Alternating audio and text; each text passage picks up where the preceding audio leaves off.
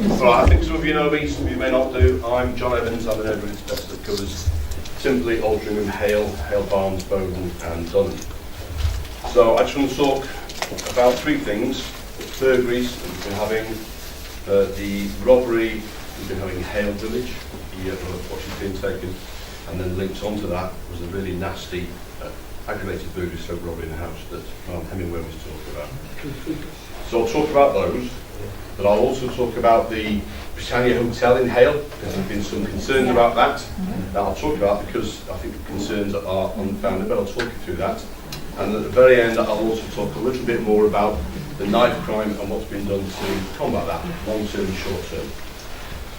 So, burglaries. Burglaries, you'll always have burglaries in Trafford.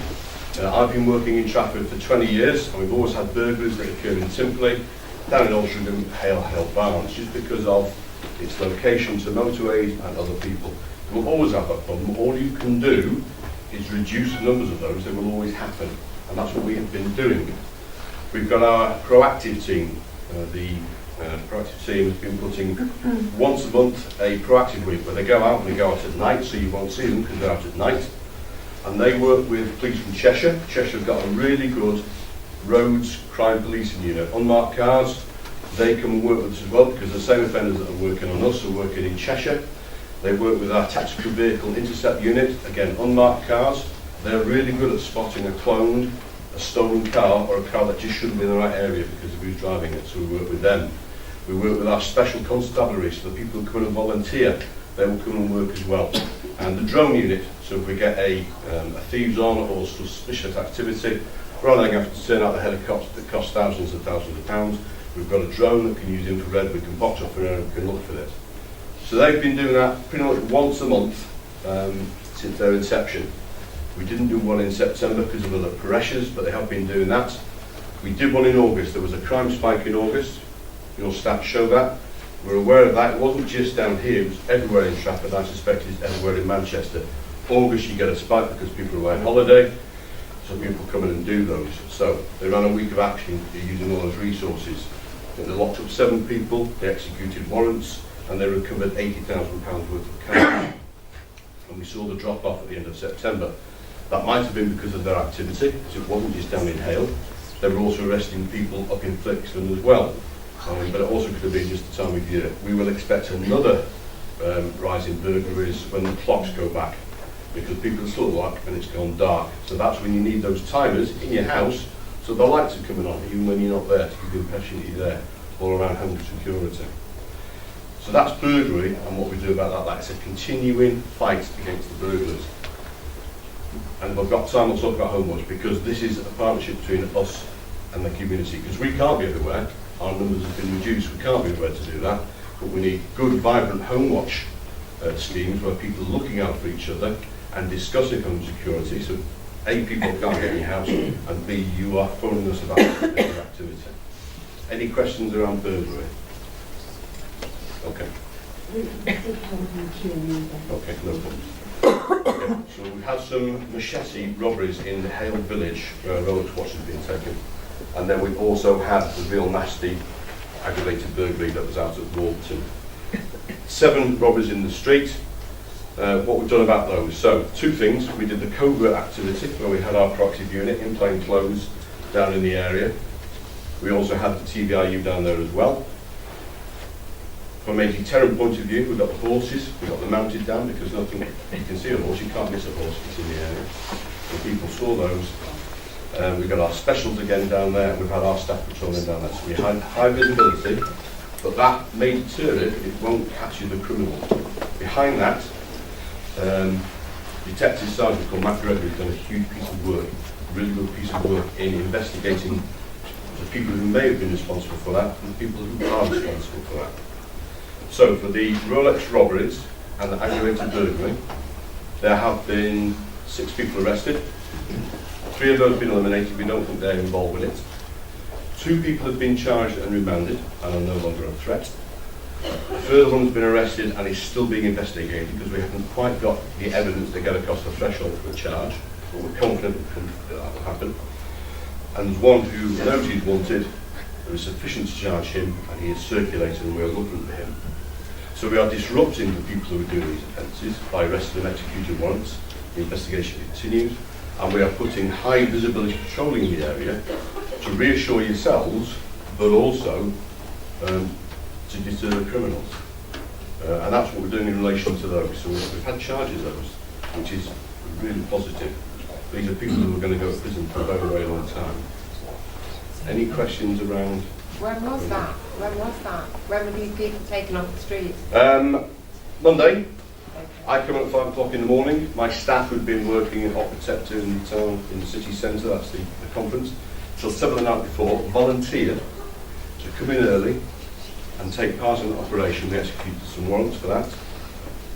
The detective leading that was in at 5 o'clock in the morning, and he stayed on working all the way through until 1:30 at night to ensure that there was sufficient evidence taken to CPS, explain to them, and get a charge, and that person's now been arrested.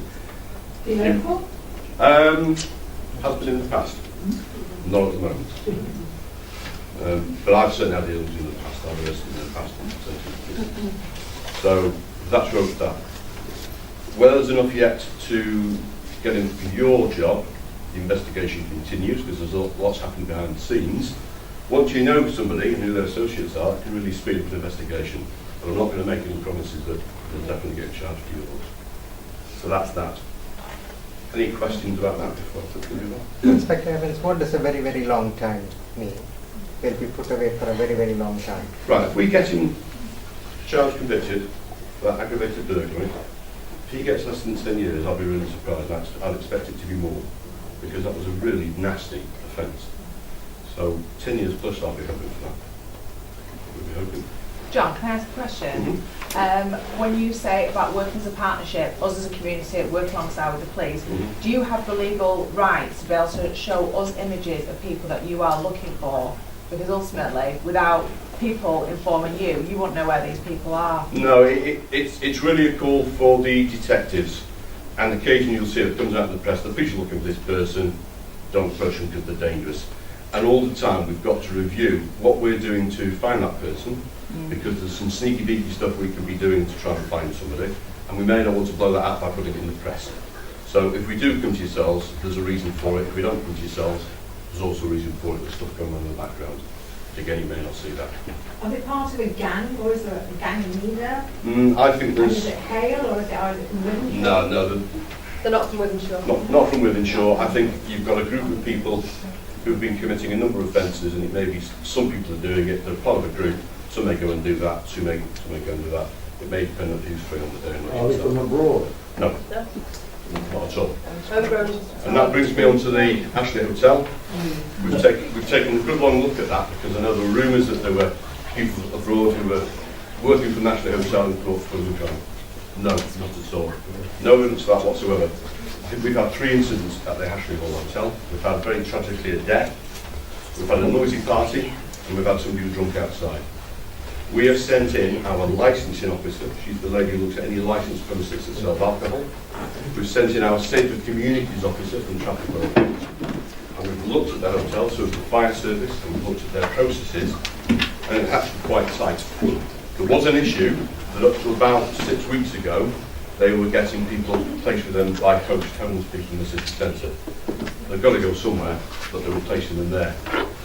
The owners became aware of that and stopped that, so you don't get any referrals from homeless people into that hotel. If you want to book to go there, you've got to do it online.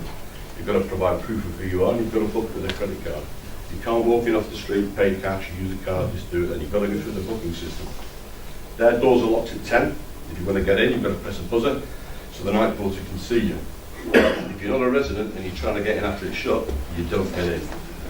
And they're going to work with us. If there's people coming and go in the night, they're not aware of it, but they'll let us know about that. So I know there are concerns about that, but we've had a good long detailed look at that. And there's nothing to suggest there are people staying at that hotel who are causing crime or passing information on to people. John, there was 3 incidents on the car park, and there was 1 in front of Jojo Manor at 12:30. Okay. What we have done is we've distributed letters, or the council has, to all the local businesses, saying if you experience any kind of ASB, they write to a fellow called Ian Underhill. He will look at that and collate it. Because unless we can say that business is causing crime or antisocial behaviour, and we can evidence that, there's nothing we can do. If there is evidence to say that, yeah, there's powers that the council can do. So at the moment, we've had a good hard look at it, and there's nothing to say there's crime being caused by it. But if that evidence comes to light, we'll review that, we'll look at it. And that's the process we're in at the moment. I was also told by somebody that they have informers who sit around cafes where all the girls There's lots of stuff that people say, somebody's told me this and somebody's told me that. You've got to be cautious of this. I was shown some footage yesterday that's happened in Hale, and it was a lady who was delivering a package from CCTV, and as the doors open, somebody steps up to the face and does CS gas. That's happened in Hale, that has. No, that hasn't. Not at all. That's not in any of our systems. And I told my staff who work around here, we would know that happened. You've got to be real cautious of somebody told me, because that increases fear. Yeah. That just does not happen. Just And you can get clips from all the Chinese whispers. And there's an awful lot of Chinese whispers that's happening there. And that makes people feel scared.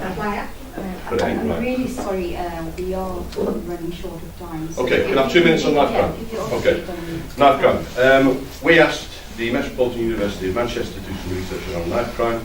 There is an issue with knife crime in Manchester. The good news is that Trafford is really low.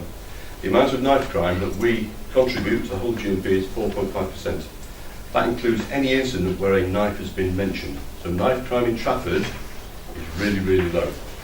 Op Sycamore is the force's response to knife crime. The government's given us, as GMP, all forces, a lot of money. We've been given £370,000 to combat knife crime. We're using £70,000 for boots on the street wearing yellow jackets, go into areas where we might get incidents of knife crime, such as the interchange at Altrincham or places around Old Trafford. We have real low numbers of that, but we're putting boots on the ground there. We just don't get those numbers of it. £300,000 is being spent on the education with schools. We have lost a generation of kids where we haven't been in schools telling them at an early age what's right and what's wrong, from the police's perspective and others. So £300,000 has been spent on creating some packages and going into the schools and teaching the teachers how to deliver that so it's sustainable. You need to get in, we need to get into primary schools when kids are 5 and say, knives ain't great. What do you do if you find a knife so they know it's bad? Because that sticks with them.